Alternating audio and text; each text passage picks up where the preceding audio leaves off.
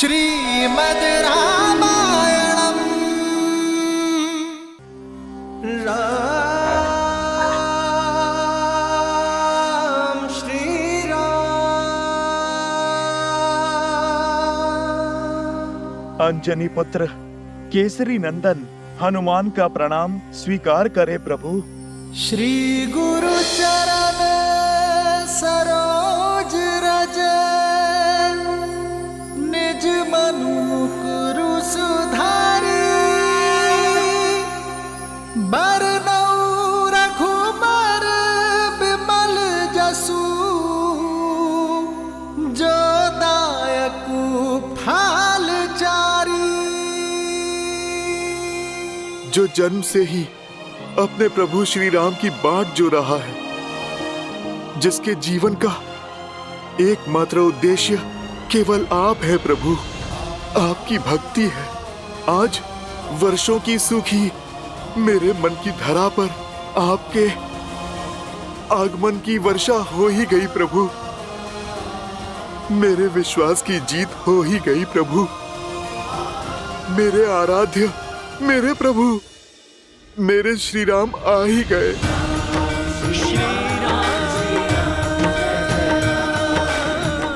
उठो हनुमान। हनुमान का स्थान चरणों में नहीं, राम के हृदय में है।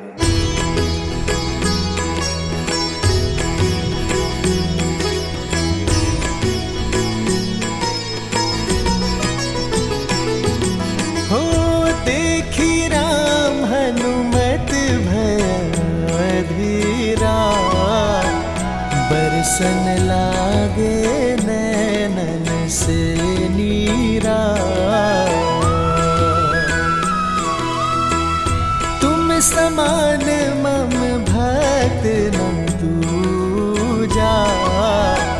हृदय लगाए कि हे प्रभु पूजा।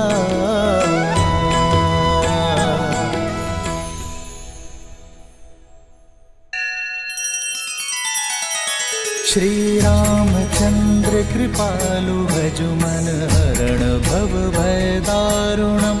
नव कंज लोचन कंज मुख कर कंज पद कंजारुणम। सिया राम, सिया राम, सिया राम, सिया राम। आदर्श और मर्यादा की है ये कथा महापावनम।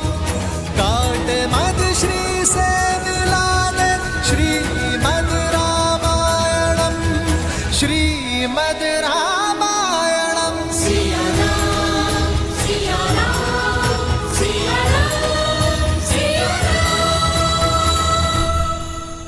प्रभु, मैंने तो आपको पहचान लिया था, किंतु वानरराज सुग्रीव का मंत्री होने के नाते उनके लिए मैं सत्य को तथ्य में बदल रहा था।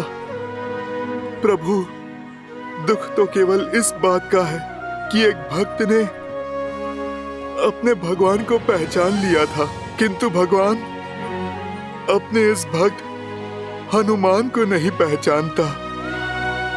यदि पहचान लेता तो आपके ज्ञान का, प्रेम का और स्नेह का दर्शन कैसे कर पाता, और पहचानता भी कैसे हनुमान। आपने अपने ज्ञान से और वेशभूषा में इतना उलझा जो दिया था हमें। भूल हो गई प्रभु, भूल हो गई। एक भक्त को अपने भगवान के समक्ष ज्ञान और ब्राह्मण का वेश धर के नहीं, निश्चल मन और निर्मल तन के साथ जाना चाहिए। भैया लक्ष्मण,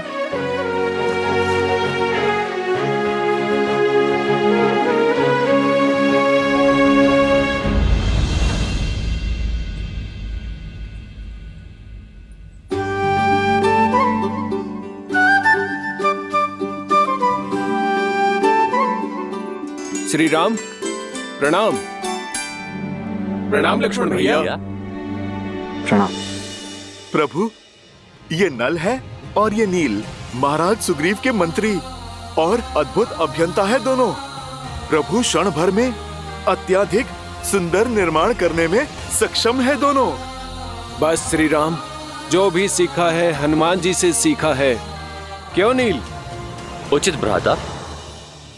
हनुमान, अब तो वानर राज के पास ले चलो हमें। प्रभु, आपके साथ जुड़ना तो महाराज सुग्रीव का सौभाग्य होगा। पत्नी के वियोग की जिस पीड़ा से आप आहत हैं, वही दुख उन्हें भी कचोट रहा है।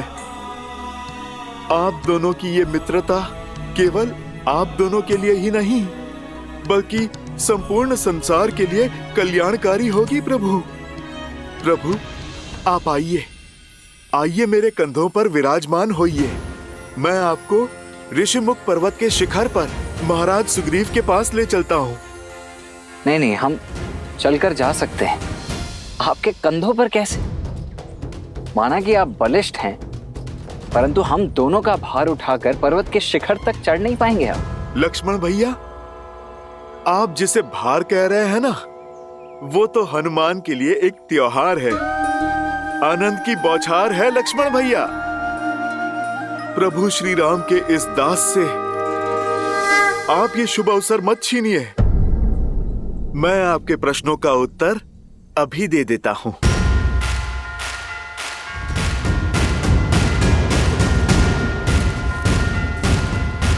जय श्री राम।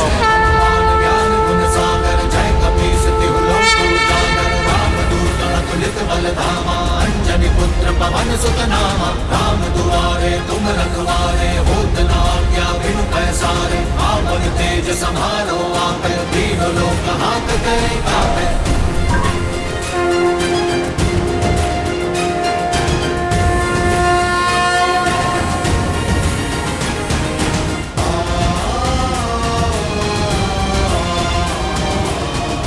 आओ लक्ष्मण।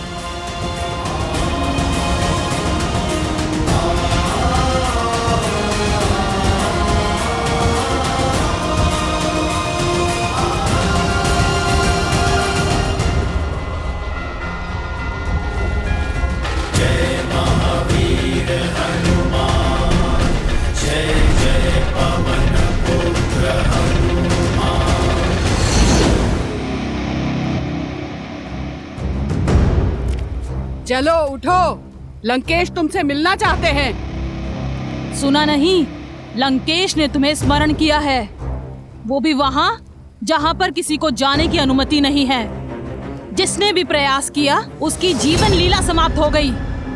यदि मिलना है तो यहाँ आ जाए, मैं कहीं नहीं जाऊंगी। बंदी होकर भी इतना अभिमान, इतना अहंकार? मत भूलो कि लंकेश की दया पर अब तक जीवित हो। भय का चिन्ह तक नहीं दिखाई दे रहा है मुख पर।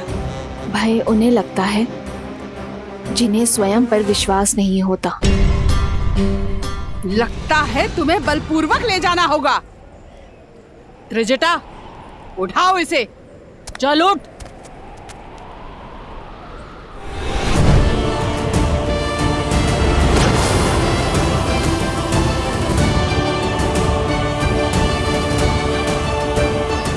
मैं तुम्हें क्षति नहीं पहुंचाना चाहती हूँ।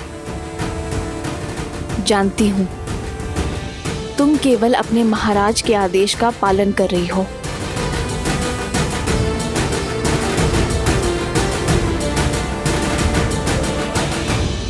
चलो।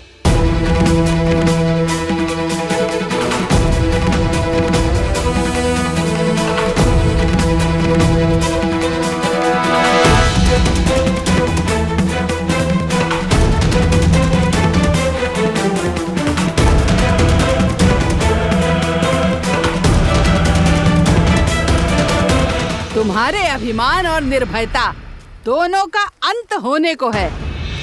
जहाँ लंकेश के अतिरिक्त आज तक कोई नहीं गया, उस मायावी स्थान से तुम्हारा बुलावा आना शुभ नहीं है। तुम्हें तनिक अंतिम बार देख तो लूं।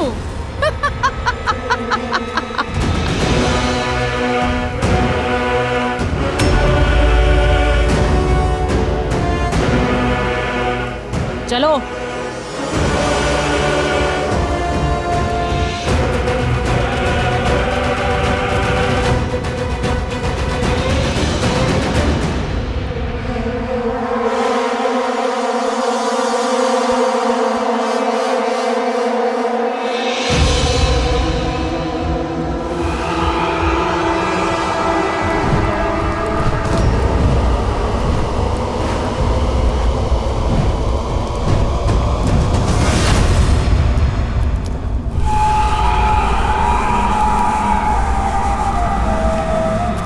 यहाँ से आगे तो हमें भी जाने की आज्ञा नहीं है। तुम अकेले भीतर जाओ। अगर जीवित रही तो पुनः मिलेंगे।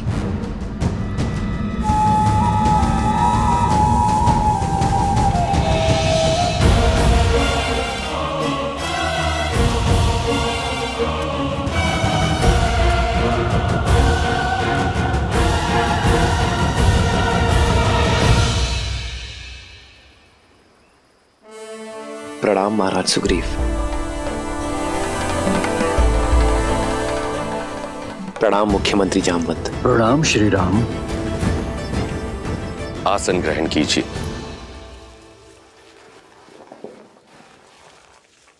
कहिए श्री राम, इस घनघोर वन में मुझे ढूंढते हुए कैसे आना हुआ? निर्वासित हूं, सैन्यहीन हूं, परंतु जो भी बन पड़ा मैं अवश्य करूंगा। हमें गंधर्व धनु और माता शबरी ने बताया कि आप ही हमारी सहायता कर सकते हैं। मैं? परंतु संकट क्या है?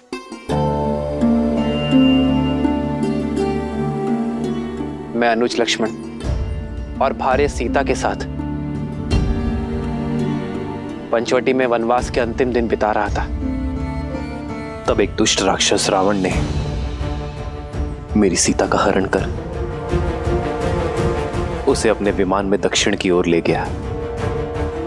बस उसी की खोज में यहां आया हूं वनराज। क्या? रावण? पुष्पक विमान?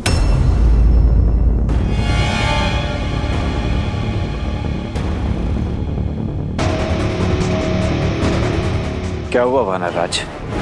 आप अचानक मौन हो गए। आपकी चिंता का कारण जान सकता हूं? श्री राम, मेरे पास कुछ है जो मैं आपको दिखाना चाहता हूं। हनुमान,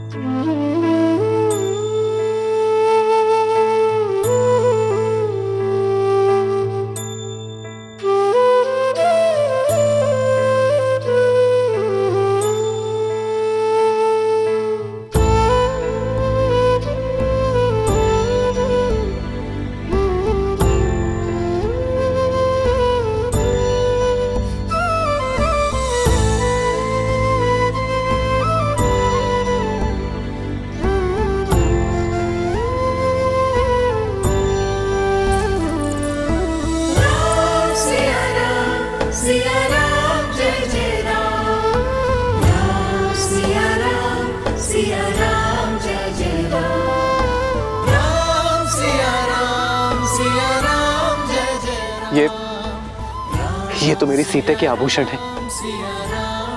ये आपको कहां से मिले महाराज? मेरे वानरों को वन में मिले थे। उन्होंने बताया कि हम वन में भोजन इकट्ठा कर रहे थे, तभी आकाश से आकर ये गिरे। हमने देखा एक विमान में कोई राक्षस किसी स्त्री को ले जा रहा था। यानी मेरी सीता, मेरी सीता पीड़ा में थी। वो मुझे सहायता के लिए पुकार रही थी और मैं उसकी सहायता नहीं कर सका। लक्ष्मण, ये मेरे सीते के ही आभूषण है ना? देखो लक्ष्मण। क्षमा कीजिए भैया, परंतु मैं इन आभूषणों को नहीं पहचानता। आज तक मैंने भाभी माँ को केवल उनके चरणों से ही देखा है। मैं तो उन्हें उनके चरणों से ही पहचानता हूं भैया। उनसे दृष्टि मिलाकर बात करने का दुस्साहस आज तक नहीं किया मैंने। अन्य आभूषणों का तो ज्ञात नहीं, किंतु प्रतिदिन उनके चरण स्पर्श करने के कारण मैं ये अवश्य जानता हूं कि ये पायल निश्चित रूप से भाभी मां गई है।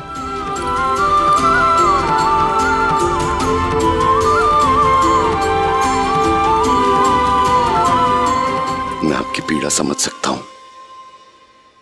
अपनी पत्नी से विरह और हरण का दंश मैं भी झेल रहा हूं। विलाप मत कीजिए।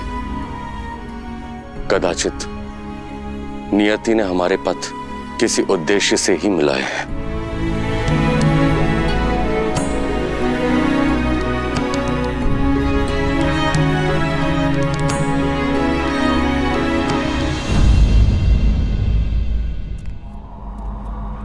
अग्निना रयिमश्मपव यशसं वीरवत्तमं पोषमे दिवे दिवे दिवे दिवे यशसं वीरवत्तमं।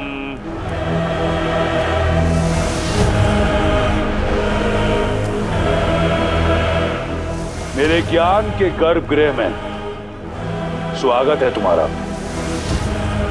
आओ बैठो।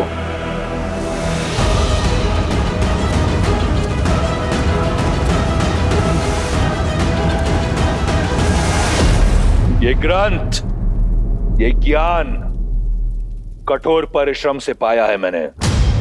वेद, पुराण, शास्त्रों में सबसे बड़ा ज्ञानी हूं मैं। इतना कि स्वयं ब्रह्मा भी वाद विवाद में मुझसे कतराएंगे, क्योंकि ज्ञान ही तो है जो साधारण को असाधारण बना देता है। अपनी घोर तपस्या से मैंने इस ज्ञान को अपना शस्त्र बनाया है। मैंने तुम्हें यहां इसलिए बुलाया क्योंकि तुम ज्ञान की नगरी मिथिला से हो।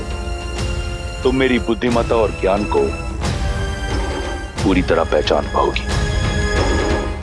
अब बताओ, क्या है तुम्हारे राम में इतना ज्ञान? मेरे इस ज्ञान के सागर के समक्ष क्या मात्र एक बूंद ज्ञान है तुम्हारे उस वनवासी के पास? क्या नहीं हूं मैं उस वनवासी से श्रेष्ठ?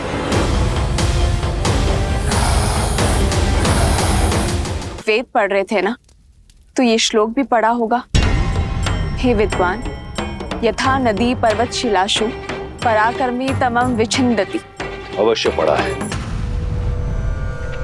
खंड 2 सर्ग 41 श्लोक 17।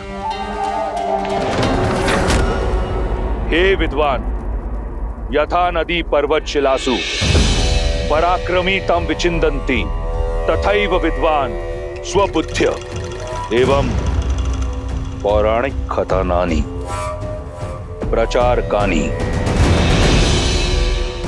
जनाशयति। रुक क्यों गए? श्लोक पूरा पढ़ो। शिष्ट वचने उदात्त करुणा च स्त्रिय प्रणमाम इति। श्लोक पढ़ा, पर अर्थ कदाचित नहीं समझा होगा। मैं बताती हूँ, जिसका अर्थ है, हे विदुषी, जिस प्रकार नदी का तीव्र भाव अपने साथ ऊंचे पर्वतों और शक्तिशाली चट्टानों को चकनाचूर कर देता है, उसी प्रकार एक स्त्री का ज्ञान हर मिथ्या, हर भ्रम को तोड़ने में सक्षम है।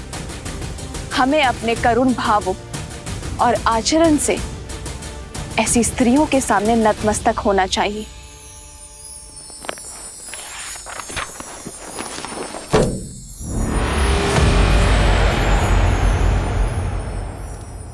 तुमने सब पढ़ा, प्रशंसा योग्य है, परंतु गुण कुछ नहीं।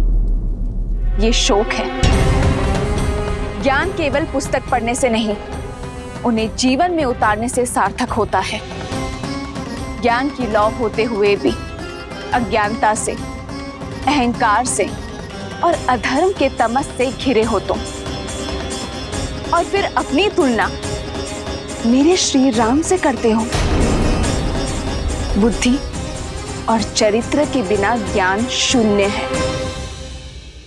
मेरे श्री राम के चरित्र में गरिमा है और बुद्धि में साक्षात ब्रह्म का वास है, जो अपने ज्ञान को धर्म और न्याय की तुला में तोलते हैं, और वहीं तुम अभिमान का हाथ थामे धर्म और न्याय का वध करते हो। तो ऐसा ज्ञान किस काम का?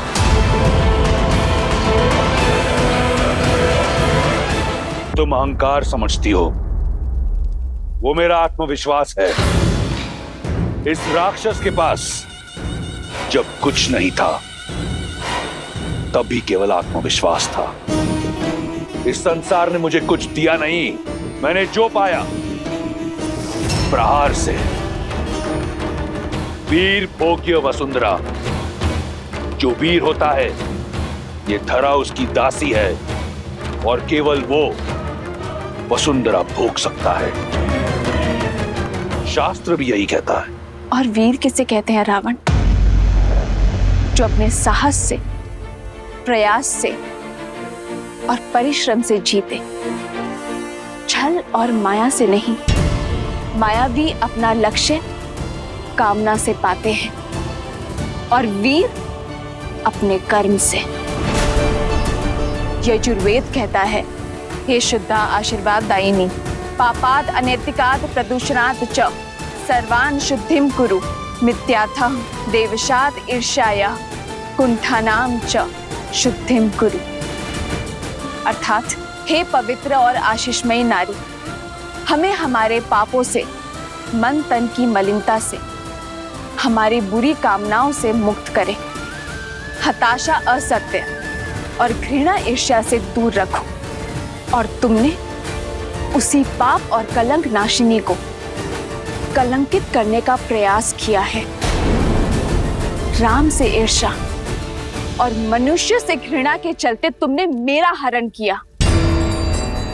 मनुस्मृति कहती है, जहां स्त्रियों की पूजा होती है वहां देव बसते हैं, और तुम एक स्त्री का अपमान कर रहे हो। यहां काल तांडव करेगा रावण।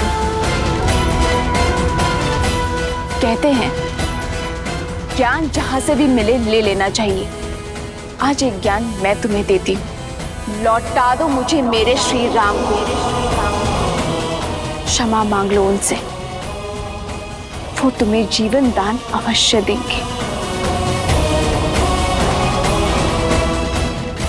उल्टी गिनती आरंभ कर दो रावण, क्योंकि मेरे श्री राम आ रहे हैं।